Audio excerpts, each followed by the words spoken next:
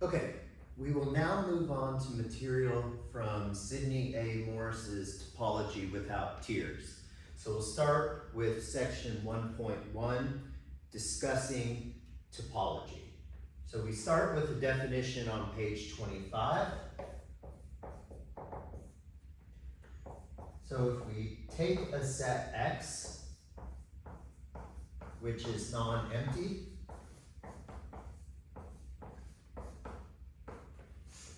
then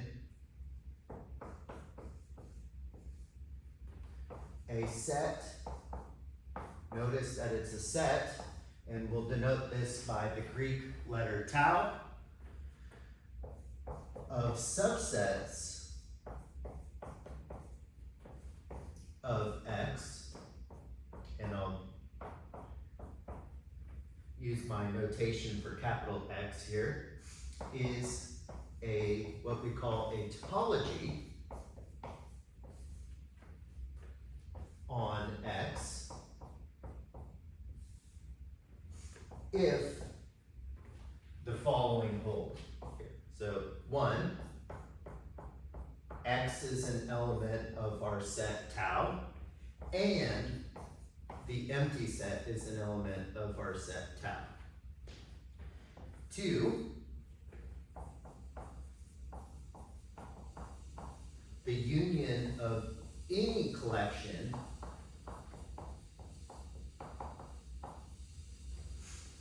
of sets in tau belongs to tau. And 3, the intersection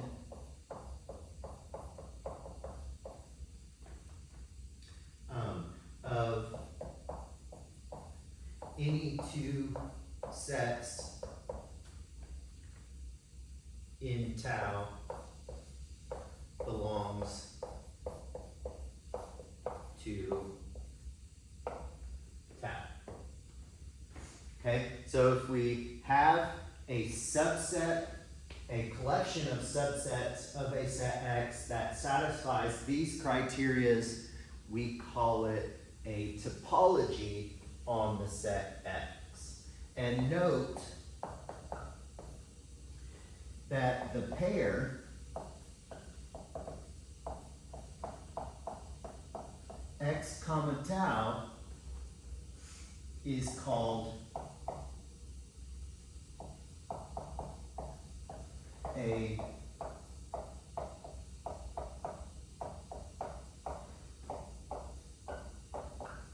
topological space here. So the set and then the collection of subsets that satisfy these three criteria is called a topological space here. Okay, so let's look at a couple basic examples.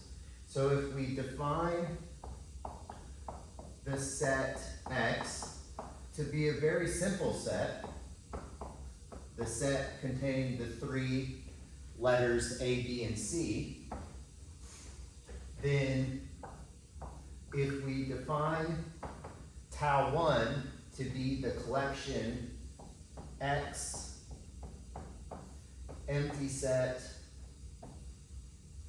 A and BC,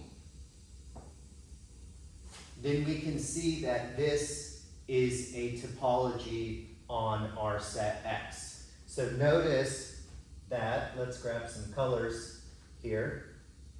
Notice that criteria 1 is met.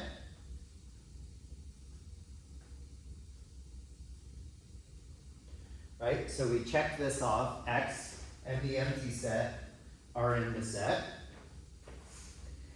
And then notice that criteria 3 is met if we intersect these two sets. Notice that the intersection of X and the empty set is empty, an empty set is in there.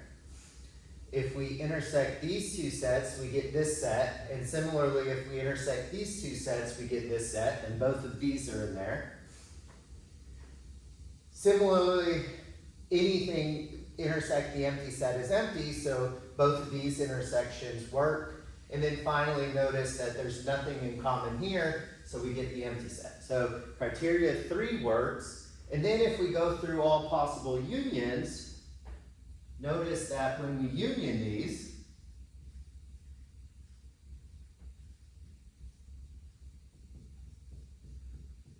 we get the entire set, and that set is in there as well. So this satisfies our criteria of being a topology on the set X. Let's look at another very simple example.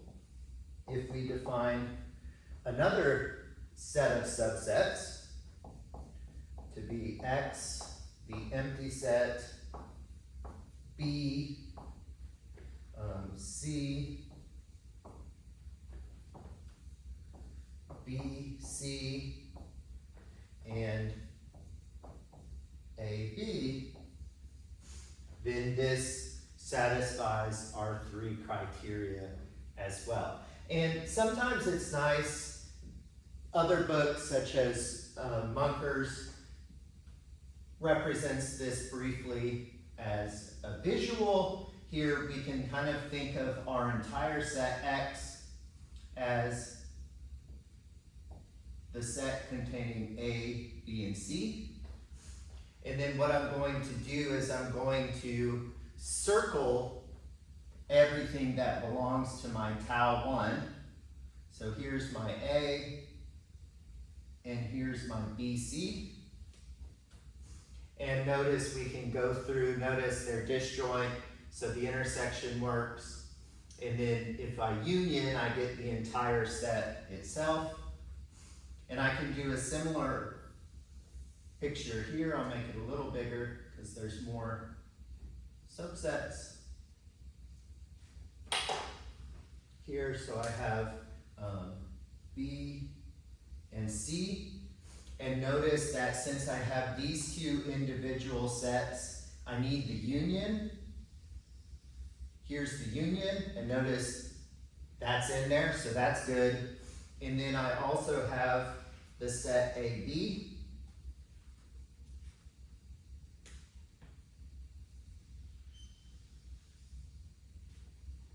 And notice that I need the intersection of these 2 sets. Well, the intersection is B, and that's in there, so that's okay. And then the union is the entire set. So this is another way of visually thinking of these finite topologies. This is for a finite set, a little easier to check the criteria. This becomes a little more tricky when we work with infinite sets. And we'll see some examples of that. Let's look at an example that's not a topology here and explain why it's not a topology. Let's leave the criteria up, and let's put it up here.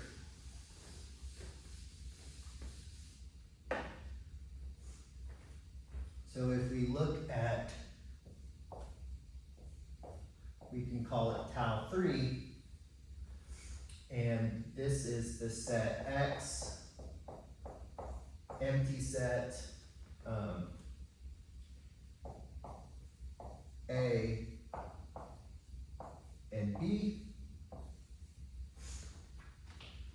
Well, this causes issues because notice right here, when we union these 2 sets, we get the set AB, but this is not an element of our tau 3 here. So it doesn't meet this criteria that the union of any collection of sets in tau still belongs to tau here. Okay? So we don't want situations like that. We do want situations like this to be a topology on a set X.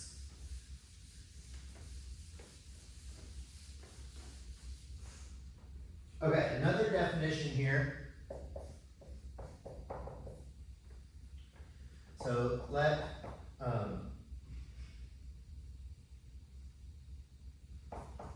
X be non-empty,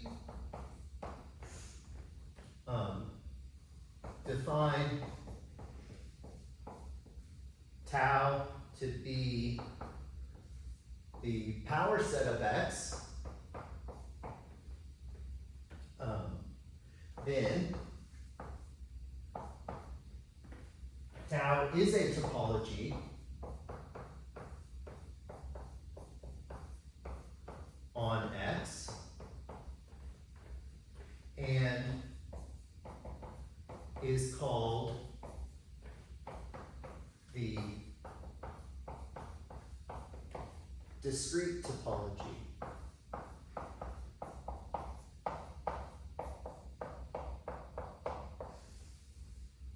on X. Here. And remember from our intro videos, the power set is the set of all subsets, right? So it contains everything, all of the subsets of X. Here. Note when we have this setup, X comma tau is a topological space, but in this case we call it the discrete space. Here, so the discrete topology on a set is called the discrete space. Okay, another definition here, the topology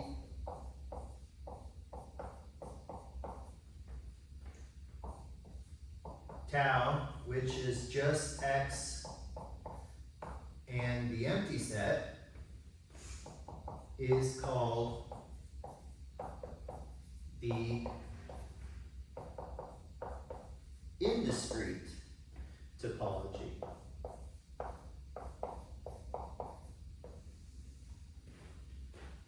On X, and X comma tau is the indiscrete space.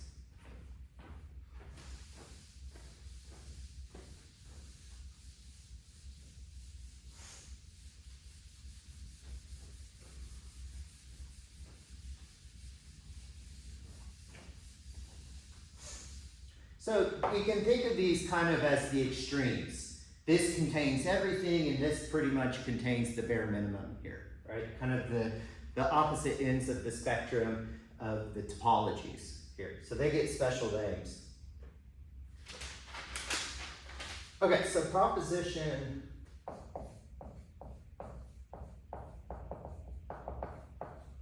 1.1.9, and this is found on page 29, states the following. If X comma tau is a topological space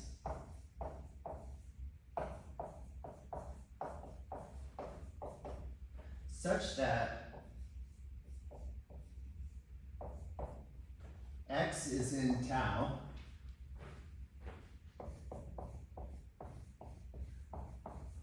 for every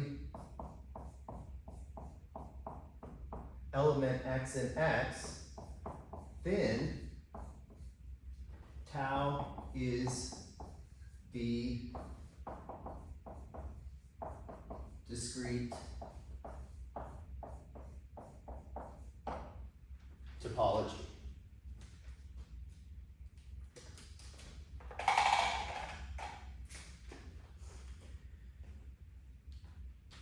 Okay, so let's think about what this is saying. So if we have a topological space where every element creates the singleton subset, and that's in our tau, then we have to be the power set. That's what this is saying, right? Tau has to be the power set.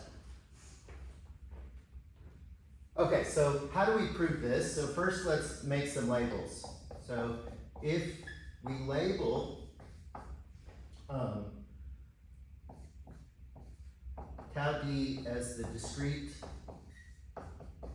topology,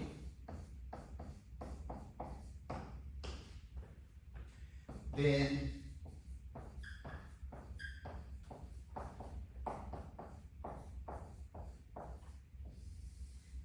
we want to show, sometimes you'll see this statement here, right? Some professors use this.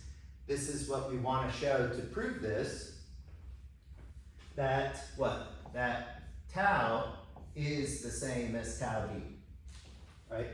This particular tau from this proposition is the discrete topology.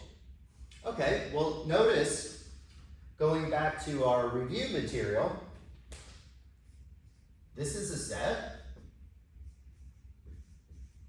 and this is a set. And so how do we show sets are equal? Well, we must show two things.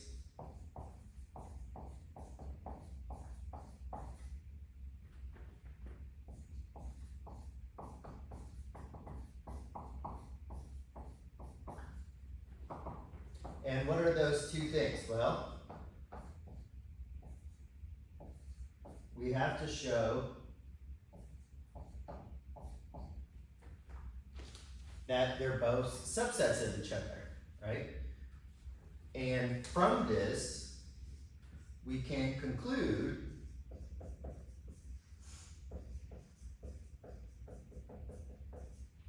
equality,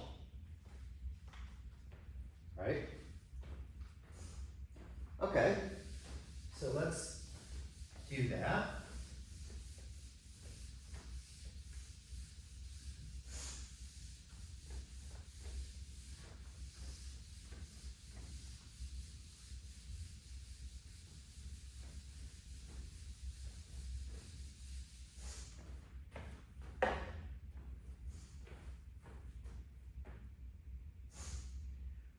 Okay, now to do this, clearly this is true. I'll put a star by this, and my pins aren't working the greatest today. It's okay, I may switch to a different color other than black. Since tau is a set of subsets, right? We know tau is a topology, so it's a set of subsets. And this is the set of all subsets. We know number one holds true, right? So our proof can look as follows. So clearly, tau is a subset of tau d. So we must only show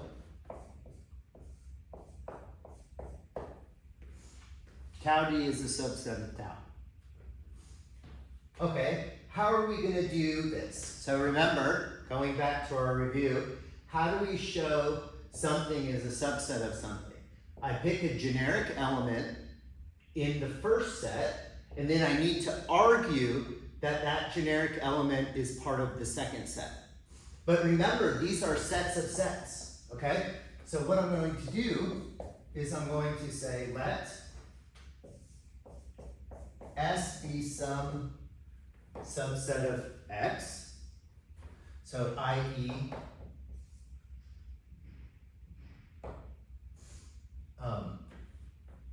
S is an element of tau d, right? Because this is the power set, so any generic subset is an element of the power set, right? So that's what I'm doing here. Okay, but notice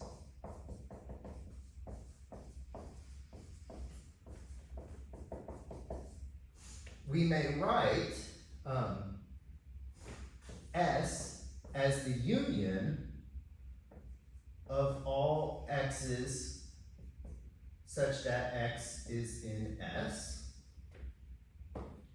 here, right? This should be clear, right? Because S is some collection of elements. And so if I just union all of those singleton elements, but now we can use something. So the idea was, remember, this is my if statement. So I'm assuming that this holds true, so I need to use it somehow, right? And I'm using it here by rewriting X in terms of singleton subsets, or sets of elements here. Okay, so now, since we know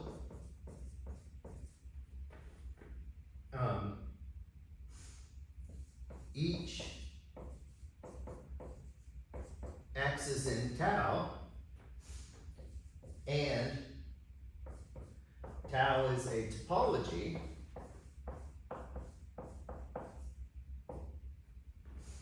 it must be the case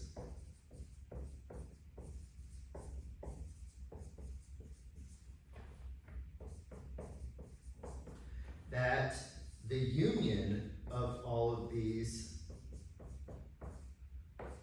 is in tau. So that is, S is an element of tau, right? So I've just argued that because I can think of this differently, right? This goes back to my idea of indexing, re-indexing this set as a union of sets, and then using the fact that we know each individual set is in tau, and since we're a topology, arbitrary unions are in tau, so therefore this generic subset is in tau. Hence, tau D is a subset of tau showing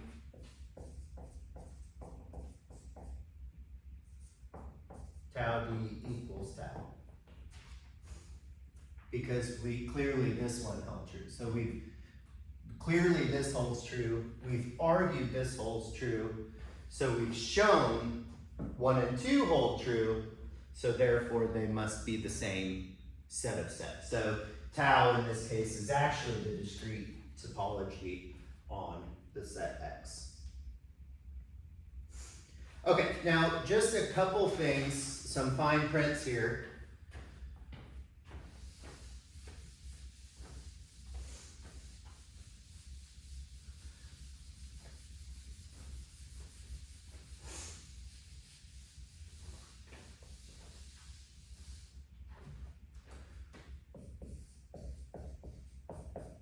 So let's recall the criteria to be a topology. Okay, so first of all,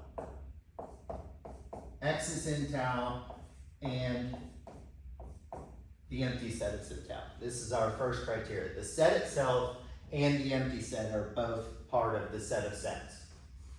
And then 2, we have the statement that the union of any collection of sets in tau still belongs to tau. So what we can do is we can restate this. This is going to help with our proof writing. If U alpha is an indexed family of non-empty elements of tau,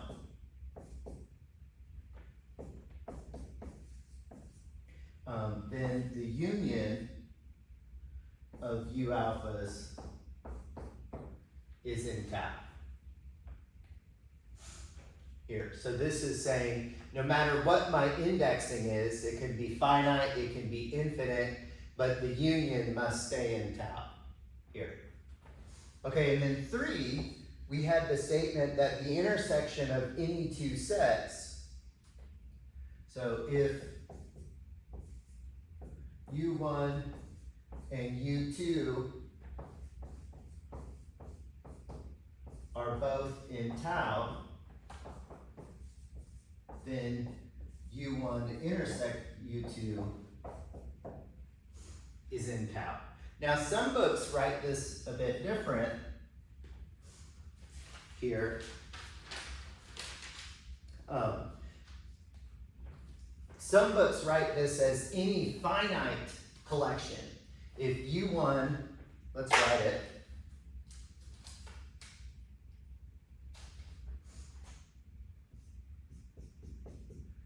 If U1, U2, all the way up to UN are all elements of tau, then the intersection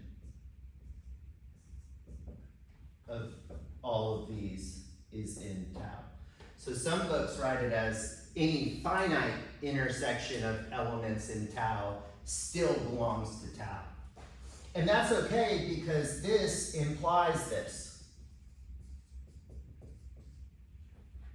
Here, so we can actually ignore the finite and just look at the tooth case because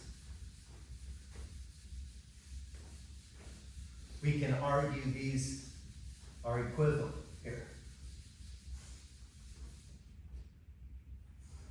So note, R condition 3 actually implies that any finite intersection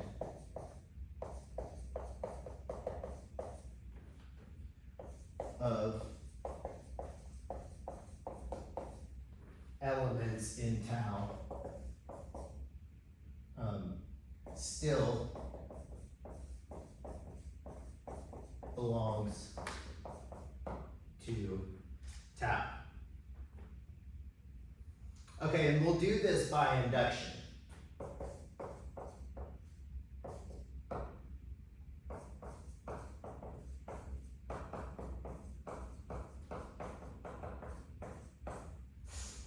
Okay, so remember for induction, I didn't do a short clip on induction, but it is in Richard Hammack's Book of Proof if you want to refresh yourself on some ideas of proofs involving induction. But we start with the base case. So let n equal 2, then by definition,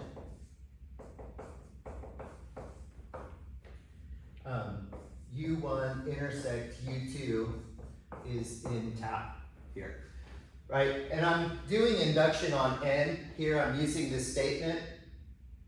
And so the base case is actually our condition 3 that we're already given here. N is 2, so I have 2 sets. And we know by our condition 3 that the intersection of 2 sets, of any 2 sets, is in tau here. So we get that one for free. And now we want to do the inductive step.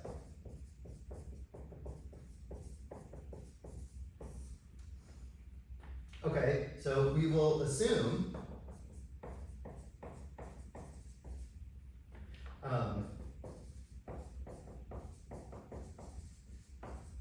the statement is true for some k greater than or equal to 2, right? Because we've already looked at the case for 2. So we're going to pick any k greater than or equal to 2. So that is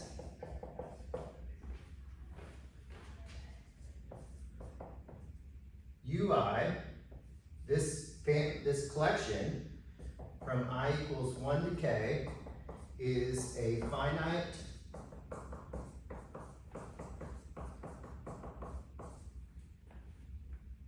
collection of sets in tau, and this is the key part, the intersection is in tau. Right? Remember, we assume true for k, and then we prove for some k plus 1. Right?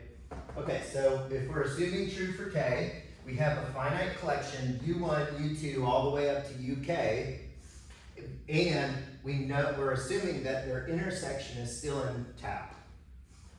So now we want to consider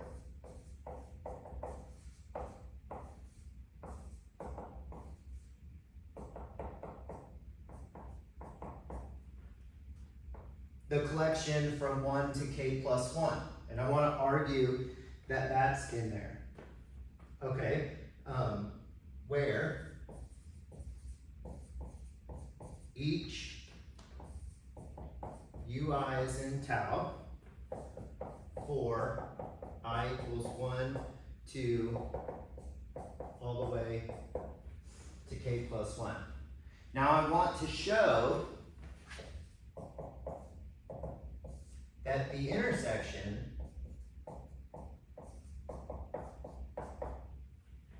is in tau.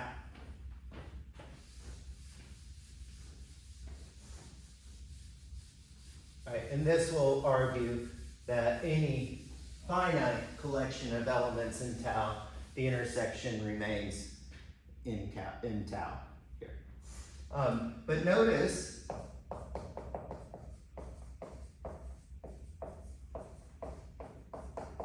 we may write the intersection from 1 to k plus 1 of ui as the intersection from 1 to k of ui intersect u k plus 1. Right, so notice I've split this intersection up into a smaller intersection intersect a smaller intersection. But now we can use our assumption, right? Our assumption here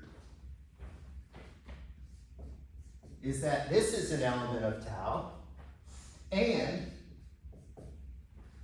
we're assuming that each ui is an element of tau. And so therefore this is an element of tau by condition 3, because our condition 3 says that the intersection, as long as a set is in tau and another set is in tau, the intersection of two sets must remain in tau. Here, okay? So some books give you the generic any finite intersection statement. This book does not, but that's okay. Okay, let's look at one more proposition here. And I know the beginning videos were a bit shorter because I'm assuming some background knowledge so you can dig into the book of proof if you need a little more help with some of that background knowledge. And of course, always reach out to me. But these lecture videos are going to be a bit longer because they are more detailed on our new material here.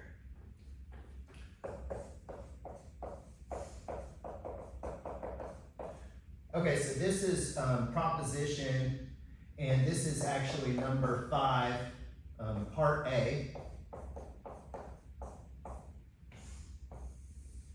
And this is found on page 31. So this states the following. So let R be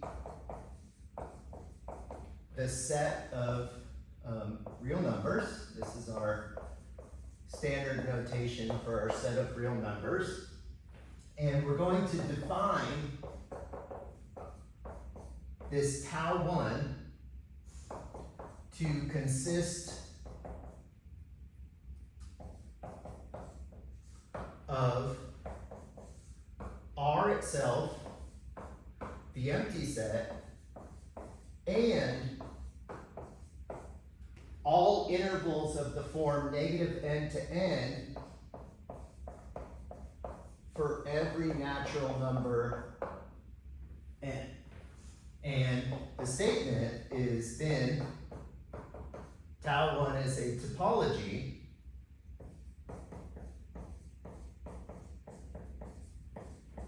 on Okay, so we want to argue our three conditions hold true for this. So tau 1 is our empty set in all intervals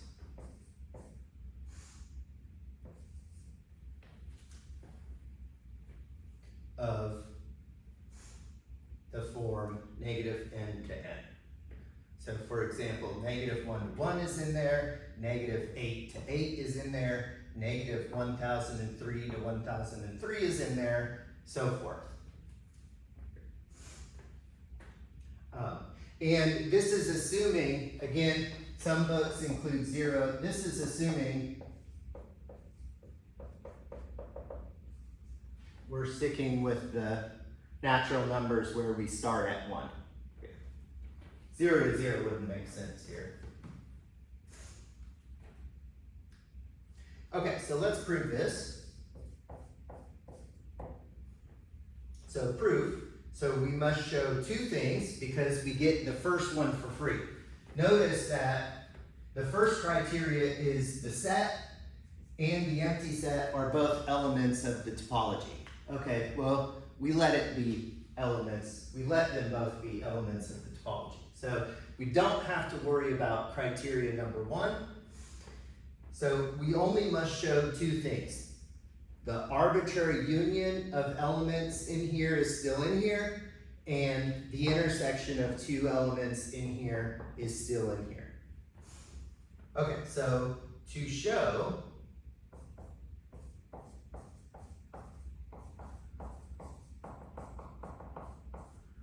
condition 2 holds, let U alpha be a collection of non-empty elements of tau 1. Okay, so now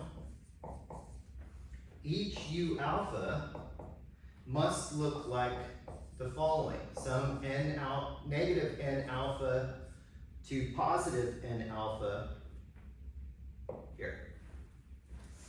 Right? Because we're not empty, we're not the entire set, so we're assuming we're one of these. Okay, so therefore,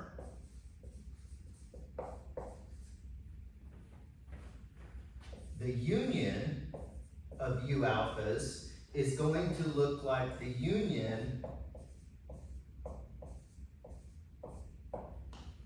of these. Right? This is what our union looks like. And we need to argue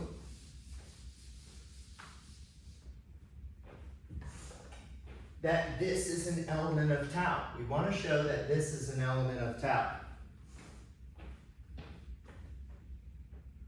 Okay, so we can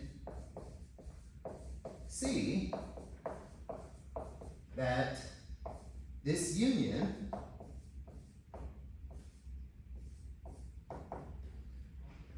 equals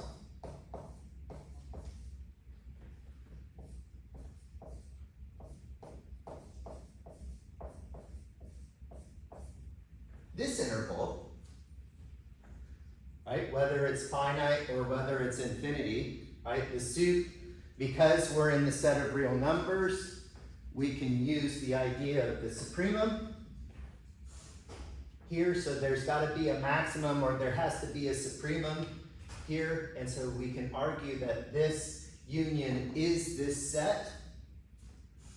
And we can argue that it's an element of tau because, again, either there's a maximum, so this limit exists, in which case it looks like one of these for some n, or the supremum does not exist, meaning it's infinity, which would mean that we get the entire set R, and R is in tau 1. So either case, we can argue that this is an element of our tau 1.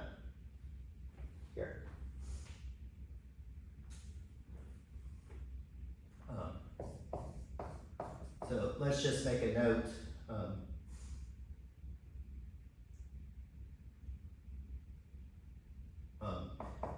If sup of n alpha equals infinity, then the union, then the union of this is R, which is still in tau 1. Okay, so good. Okay, so now we want to show condition 2. So to show, condition 3, we show condition 2. To show condition 3, let U1 and U2 be in tau, be non-empty sets. Okay, so then what do they look like? Then U1 is some negative n1 to n1, and U2 is some negative n2 to n2. Notice U1 intersect U2 can be written as